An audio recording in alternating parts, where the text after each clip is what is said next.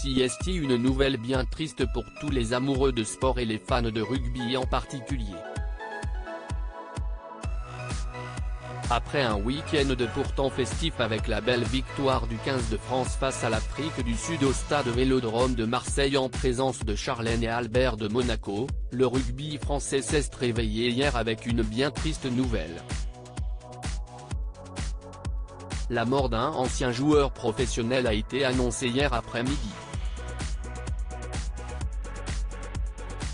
Arrivé en provenance des îles Fidji pour venir jouer en France en 2008, Aquila Nawerkagi a évolué au sein de plusieurs clubs français. S'il a démarré sa carrière du côté de Lons-le-Saunier, il est ensuite parti à la section paloise, Pau, pendant 3 saisons.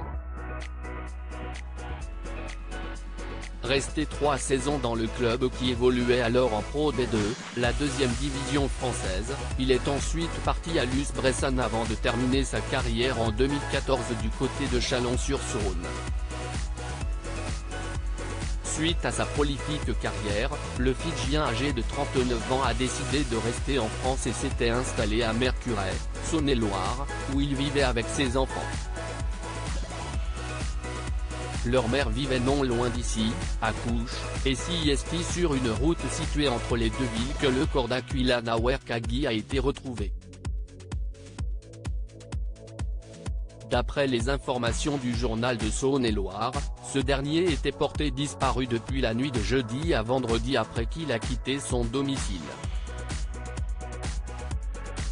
Retrouvé sans vie dans sa voiture inquiète, une voisine de l'ancien rugbyman a appelé la gendarmerie pour leur signifier l'absence prolongée de l'ancien sportif. CST finalement samedi après-midi que la voiture d'Aquila Nawerkagi a été retrouvée accidentée.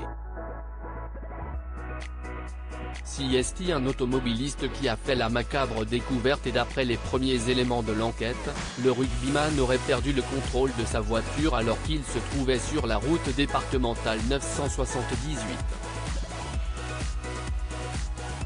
La présence d'un épais brouillard au moment de l'accident pourrait être à l'origine de ce drame, qui a durement touché son ancien club de Pau.